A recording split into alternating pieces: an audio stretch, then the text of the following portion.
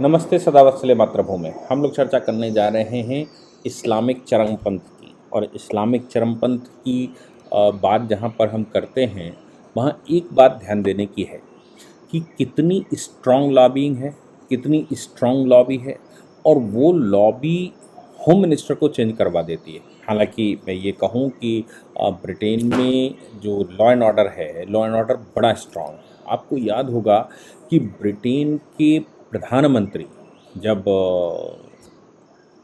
हुआ करते थे, इंडिया भारतीय मूल, क्या नाम था उनका, बोरिस बोरिस बोरिस जॉनसन क्या या ऐसा कुछ नाम था। वो उस समय केवल कोविड प्रोटोकॉल चल रहा था, और कोविड प्रोटोकॉल के दौरान उन्होंने अपने यहाँ एक बर्थडे पार्टी रखी थी, और बर्थडे पार्टी में जो उन पर ऑब्जेक्शन लगाए गए, तो पार्लियामेंट के अंदर उन्होंने स्टेटमेंट दे दिया था कि नहीं साहब, हमारे यहाँ ऐसा कुछ हुआ नहीं है, और हमने जो कोरोना प्रोटोकॉल का पालन किया। परिणाम ये निकला था कि पार्लियामेंटेरियंस ने उनके खिलाफ एक्शन लेना शुरू कर दिया और कहा पार्लियामेंट के अंदर जो व्यक्ति झूठ बोल सकता है वो कुछ भी कर सकता है, और ये जो झूठ है ये इनको प्राइम मिनिस्टर बने रहने का हक नहीं देता। उसी के बाद ये सिलसिला चालू हुआ था कि 2-3 प्रधानमंत्री बदल गए। खैर, लेकिन अभी ऋषि सुनक के प्रधानमंत्री बनने के बाद ब्रेवरमैन उनकी होम मिनिस्टर होती थी, उनसे पहले भी होम मिनिस्टर होती थी। हालांकि सुएला ब्रेवरमैन हैं तो भारतीय मूल की, लेकिन भारत के खिलाफ भी बयान दे चुकी हैं। जिस समय भारतीय मूल के प्रवासियों की बात आई तो होम मिनिस्टर रहते हुए उन्होंने कहा था कि भारतीय मूल के जो प्रवासी हैं हमारे यहाँ, वो प्रवासी बहुत उधम मचा रहे हैं, वो इलीगल इमिग्रेंट्स हैं, उनके खिलाफ हम एक्शन लेंगे और उनको भारत में वापस जाना पड़ेगा। दूसरी बात वो ये भी कह रही थी कि ये भी कह रही थी कि भारत के साथ जो यूके की ट्रीटी होने जा रही है, भारतवंशियों को वहाँ बुलाने की या वहाँ पर फ्री वीज़ा देने की, उस पॉलिसी का वो विरोध करती हैं। प्राइम मिनिस्टर बदल गए लेकिन वो बनी रही। खैर, उस समय क्रिटिसाइजेशन भी बहुत हुआ था। ऋषि सुनक प्रधानमंत्री बन गए।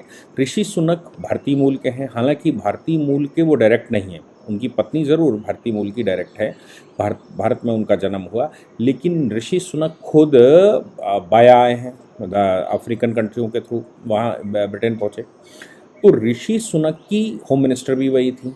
अब ऋषि सुनक को तो हमने देखा दीपावली के दिन, कल भी उन्होंने अपने घर में दीपक जलाए हैं, गेट पर दीपक लगाए हैं, उनकी पत्नी दीपक लेकर आई हैं, उनके बच्चे दीपक जला रहे हैं। मतलब वो खुलकर हिंदुत्व का प्रचार भी करते हैं, और प्रचार ना कहें तो वो अपने रिलीजन को मानते हैं। हम मतलब उनको ये कहने में गर्व है कि वो गर्व से कहते हैं कि हम हिंदू हैं।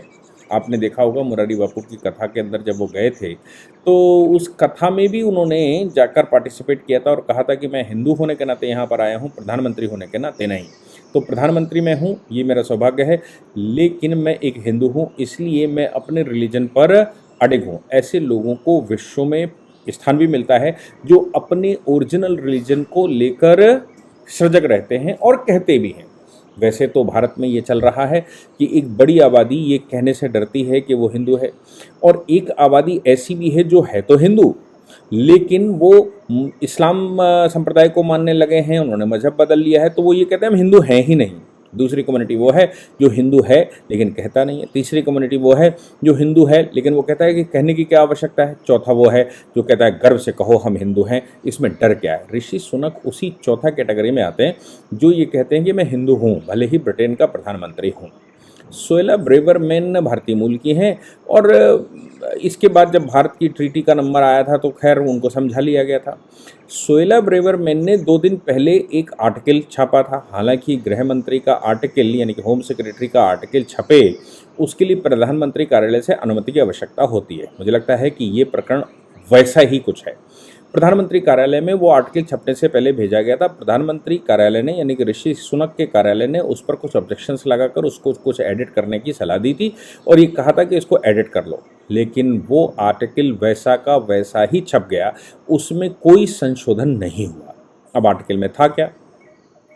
आर्टिकल में सुएला ब्रेवरमैन का कहना था कि अगर फिलिस्तीन के विरुद्ध या इजराइल के पक्ष में ब्रिटेन ने अपना एक स्टेटमेंट दे दिया है और एक स्टैंड कायम कर दिया है, ब्रिटेन ने ये तय कर दिया था कि जो प्रो फ़िलिस्तीन यहाँ पर आंदोलन होंगे या प्रो फ़िलिस्तीन यहाँ पर प्रोटेस्ट होंगे, वो एंटी नेशनल है। ऋषि सुनक ने साफ साफ कहा था कि जो हमास के पक्ष में यहाँ पर प्रदर्शन करेंगे वो आतंकी कहलाएंगे। अब इतने बड़े बड़े स्टेटमेंट होम मिनिस्टर और प्राइम मिनिस्टर ने दे दिए थे, इसके बाद भी वहाँ पर प्रदर्शन चल रहे थे। उन प्रदर्शनों के खिलाफ या उन प्रदर्शनों के बाबत होम सेक्रेटरी आप समझते हैं या होम मिनिस्टर जो होता है उसके पास पूरे अधिकार होने चाहिए, लेकिन होम मिनिस्टर चूंकि भारतीय मूल का है तो एक ब्रिटेन में, और ब्रिटेन में क्या बाकी संसार में भी चलता है कि उनके मूल निवासी वर्सेस अदर्स। अब उनके मूल निवासी तो वहाँ के ईसाई हैं जिन्होंने पूरे विश्व पर कुटिलता से या मैं कहूँ कि पूरे विश्व पर लंपटता से शासन किया,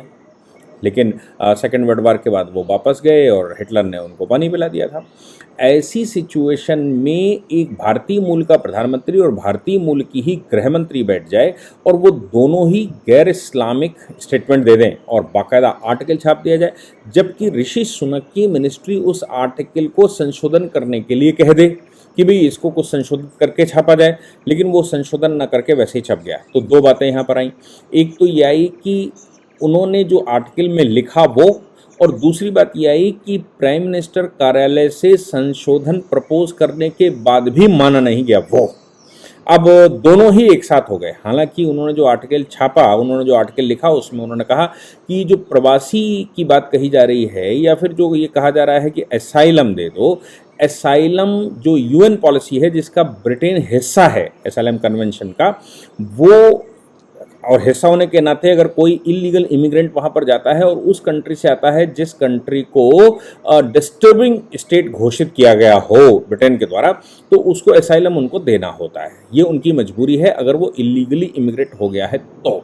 हालांकि याद रखिएगा कि असाइलम का जो कन्वेंशन है या फिर मैं कहूँ कि शरणार्थियों का जो कन्वेंशन है अंतर्राष्ट्रीय, उसका भारत हिस्सा नहीं है। भारत उसमें उसका पार्ट नहीं है, इसलिए भारत उन नियमों से बंधा हुआ नहीं है। अगर भारत उसमें पार्टिसिपेट करता तो शायद भारत भी म्यांमार के म्यांमार में जो गृह युद्ध टाइप का चल रहा था या म्यांमार में जो ऑपरेशन चल रहे थे उनसे परसिक्यूशन के बाद वहाँ के लोग जो भारत में घुसाए सखालिन के या फिर चाइना से जो भारत में घुसाते हैं या और कंट्रियों से, पाकिस्तान में परसिक्यूशन हो, बांग्लादेश में परसिक्यूशन हो, श्रीलंका में परसिक्यूशन हो, नेपाल में परसिक्यूशन हो और वो भारत में घुसाएं, तो फिर अंतर्राष्ट्रीय असाइलम पॉलिसी के तहत, अंतर्राष्ट्रीय शरणार्थी कन्वेंशन के तहत भारत को शरण देना मजबूरी हो जाएगी और उनके असाइलम कार्ड बनाने होंगे।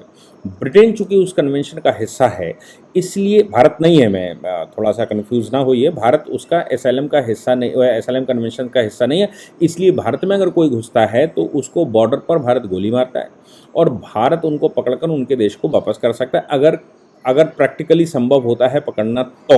हालांकि भारत में इतने सारे गड्ढे, इतने सारे लोग, इतने सारे उनके सपोर्टर बैठे हुए हैं कि वो आधार और पैन सब बनवा देते हैं, फिर भारत को पकड़ना बहुत मुश्किल हो जाता है। लेकिन ब्रिटेन उस अंतर्राष्ट्रीय कन्वेंशन का हिस्सा है, इसलिए ब्रिटेन में वो लोग हैं। तो जो जब आपको याद होगा यजीदी चला था और यूरोप खाड़ी में उनको मारा गया था, तो फिर वो लोग यूरोप की तरफ बढ़े थे। यूके ने भी उनको शरण दी थी, फ्रांस ने उसको शरण दी थी, जर्मनी ने हालांकि मुझे जहाँ तक याद है मना कर दिया था या इटली ने मना कर दिया था, लेकिन फ्रांस ने उनको शरण दी थी और ब्रिटेन ने उनको शरण दी थी। बहुत सारे कंट्रियों ने उनको शरण दी थी। जिन जिन कंट्रियों ने उनको शरण दी है आज वो इस्लामिक चरमपंथ से परेशान कंट्री हैं। यही कारण है कि होम मिनिस्टर सोहेला ब्रेवरमैन का स्टेटमेंट आ गया, लिखित रूप से उन्होंने आर्टिकल छाप दिया और उस आर्टिकल में उन्होंने कहा कि जो असाइलम पॉलिसी है जिसकी वजह से ब्रिटेन परेशान है, दूसरा जो मल्टीकल्चरल सोसाइटी कहने का प्रयास चल रहा है ब्रिटेन में, वो मल्टीकल्चरल सोसाइटी सबसे बड़ा झूठ है, क्योंकि मल्टीकल्चरल सोसाइटी का मतलब होता है सबके बीच में हार्मोनाइजेशन बिठाना, और इनके बीच में हार्मोनाइजेशन बिठाना तो बहुत मुश्किल बात है। इनके बीच में ये जो अल्लाह अकबर के नारे लगाते हैं और फिलिस्तीन के पक्ष में खड़े हुए हैं स्टेट पॉलिसी के खिलाफ, इनके खिलाफ एक्शन होना चाहिए। हालांकि उनके खिलाफ जो एक्शन करने के आदेश दिए थे होम मिनिस्ट्री ने, उन आदेशों को वहाँ की पुलिस ने पूर्ण नहीं किया, इसलिए पुलिस को भी क्रिटिसाइज किया था सोहेला ब्रेवरमैन ने और ये कहा था कि पुलिस जो है वो होम मिनिस्ट्री के आदेशों को नहीं मान रही है, ये ठीक नहीं है और ये जो है वो देश की पॉलिसी के खिलाफ है। हालांकि जो जो पुलिस प्रशासन है, अब पुलिस प्रशासन कौन है? ईसाइयों का पुलिस प्रशासन है, और इधर से भारतीय मूल की गृह मंत्री है, प्रधानमंत्री भी। तो एक अंदर असमंजस पहले से पड़ा हुआ है। अच्छा, ब्रिटेन में भी एंटी हिंदू, जो एंटी हिंदू प्रोपोगेशन है वो चलता ही रहता है, क्योंकि ईसाई भी वही विषय लेकर आते हैं, मुसलमान तो लाते ही लाते हैं, ईसाई भी उसी विषय पर चलते रहते हैं। तो वहाँ ईसाई भी एंटी हिंदू जो जो मूवमेंट है उसके, या हिंदू फोबिया जिसको कह लिए, उसके उसके खिलाफ रहते हैं। और इधर से ही दोनों गृह मंत्री और प्रधानमंत्री बन गए। वो उनके इंटरनल पॉलिसी का हिस्सा है, वो अलग बात है कि उनकी पार्टी में क्या चल रहा, पार्टी की वजह से वो वहाँ पर आ गए। या फिर ये भी कह लीजिए कि भारत के साथ जो ट्रीटी होनी है, क्योंकि भारत उनको पैकेज दे सकता है, भारत उनको सहायता कर सकता है, अदरवाइज ब्रेग्जिट के बाद वो बर्बादी की कगार पर हैं और बहुत बुरी दिशा में इस समय चल रहे हैं। तो इस वजह से हो सकता है कि प्रधानमंत्री और गृह मंत्री, प्रधानमंत्री को स्वीकार किया गया हो, हिंदू प्रधानमंत्री को, मतलब एक उद्देश्य के तहत। लेकिन सवाल यहाँ पर यह पैदा हुआ कि बाद में जब जब जब सोहेल ब्रेबरमैन का ये स्टेटमेंट आ गया लिखित रूप से, तो वहाँ पुलिस ने विरोध कर दिया और पुलिस ने एक इंटरव्यू दे दिया।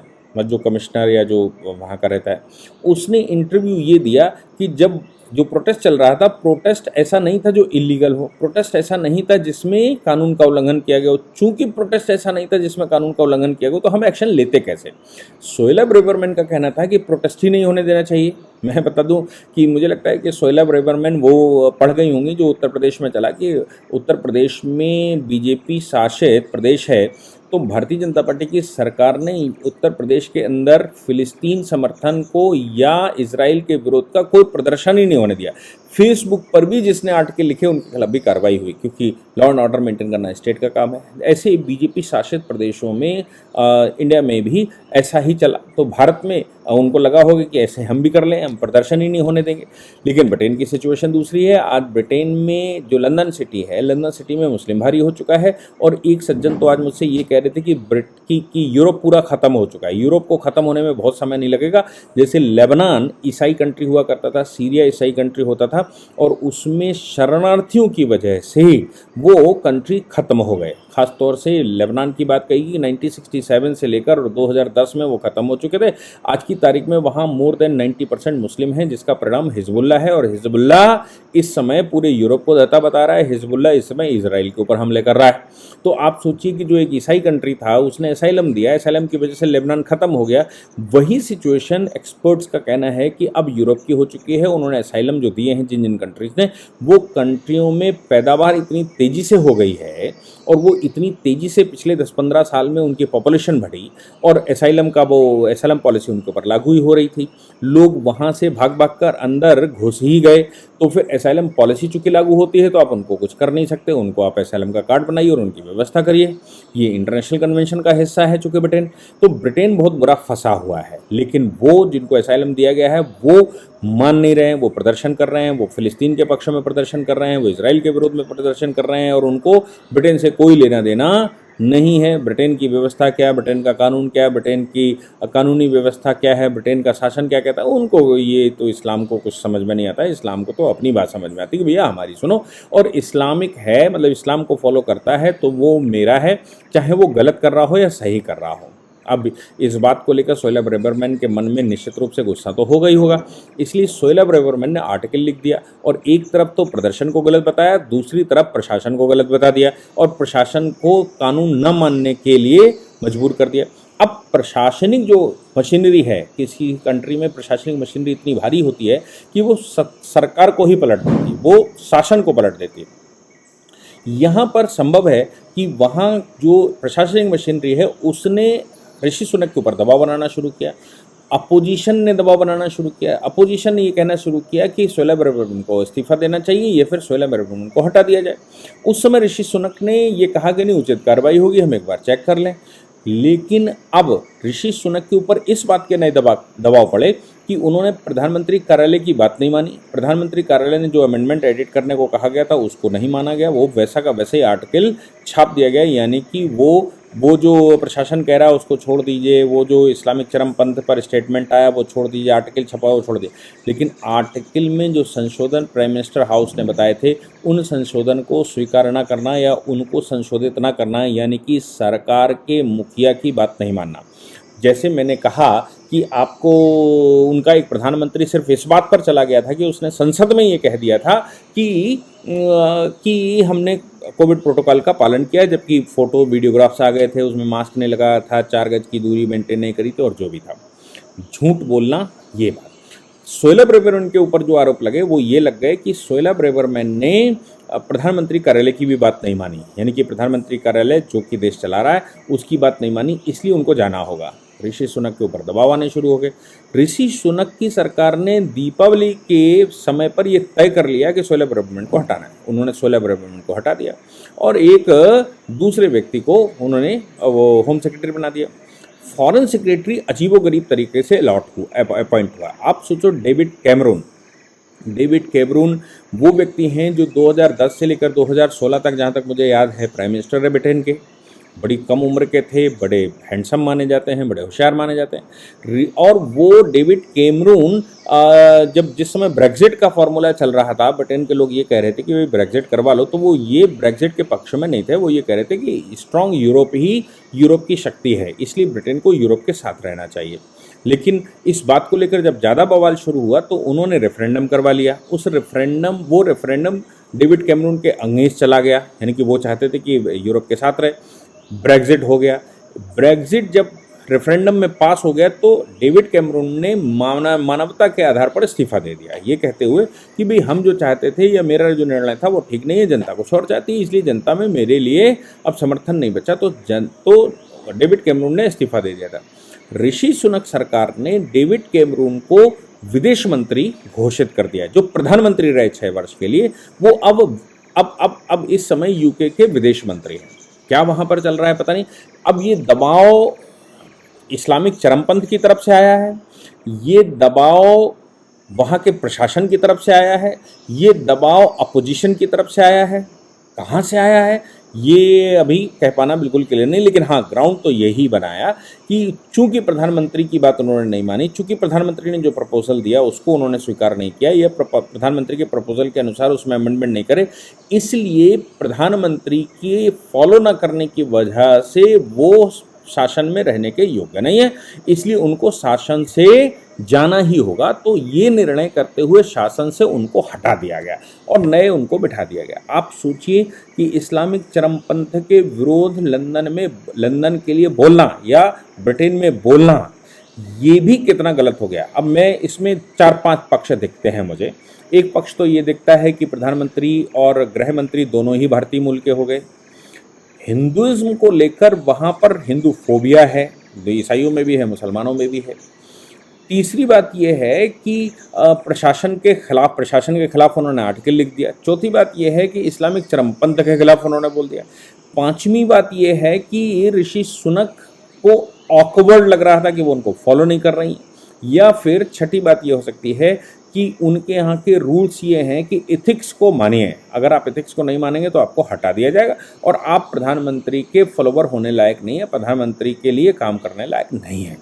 इसलिए इन सब बातों को ध्यान में रखते हुए ऋषि सुनक की मिनिस्ट्री से उनको निकालकर बाहर खड़ा कर दिया गया और अब वो वहाँ पर केवल एक एमपी हैं।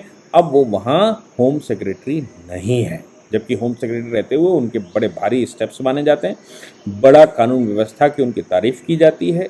उनको इस्लाम के चरमपंथ के विरुद्ध एक्शन लेने के लिए या हिंदुइज्म के जो इलीगल इमिग्रेशन है उसके खिलाफ एक्शन लेने के लिए उनको जाना जाता है। अपने बोल्ड बयानों से जानी जाती हैं, किसी से डरती नहीं हैं और वो सीधे सीधे स्टेटमेंट देने में माहिर हैं, ये माना जाता है। इन सब के बावजूद वो भारतीय मूल की महिला हैं, इसमें भी कोई शक नहीं है। इसलिए भारतीय मूल के हैं इसलिए हटा दिया गया, या फिर ऋषि सुनक की बात नहीं मानी। ग्राउंड तो यही है कि ऋषि सुनक की बात नहीं मानी या ऋषि सुनक की मिनिस्ट्री की बात नहीं मानी, प्राइम मिनिस्टर कार्यालय की पीएमओ ने सजेशन दिया था वो नहीं माना, इसलिए उनको हटाया जाता है। लेकिन मुझे लगता है कि इनके पीछे इस्लामिक चरमपंथ का भी गेम है और दूसरा हिंदू फोबिया का भी गेम है, इंडिया फोबिया का गेम है, इसलिए अब उनको अपने पद से हाथ धोना पड़ा। खैर जो भी हो, इस्लामिक चरमपंथ से पूरा यूरोप परेशान है और लोगों का कहना है कि अगर इसको अभी ना सही किया गया तो यूरोप ख़त्म हो जाएगी। यही कारण है, मुझे लगता है, कि सीरिया के चरमपंथियों, इस्लामिक चरमपंथियों के खिलाफ अभी रशिया ने बम डाल दी, एयर स्ट्राइक कर दी, उधर ईरान पर अमेरिका ने स्ट्राइक कर दी, इधर इज़राइल जो है वो गाज़ा पर स्ट्राइक कर रहा है। तो क्या ये ईसाई बनाम इस्लाम का युद्ध होने जा रहा है? और ये युद्ध ईसाई बनाम इस्लाम, इसको वर्ल्ड वार कहा जाएगा, वर्ल्ड वार 3 कहा जाएगा, क्या होगा पता नहीं।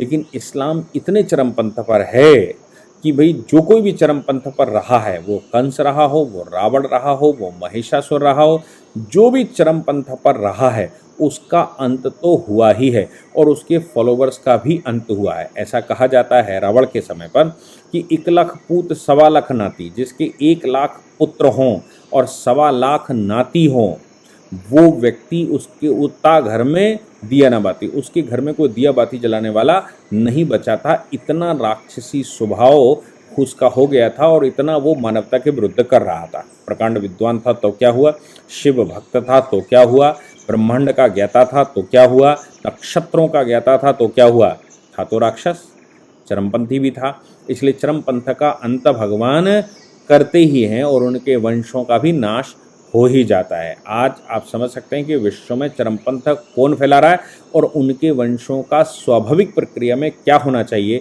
ये तो भविष्य ही तय करेगा। लेकिन इतिहास ये बताता है कि जो चरमपंथी हुआ है उसका अंत निश्चित रूप से हुआ ही है। जय हिंद, जय भारत, वंदे मातरम।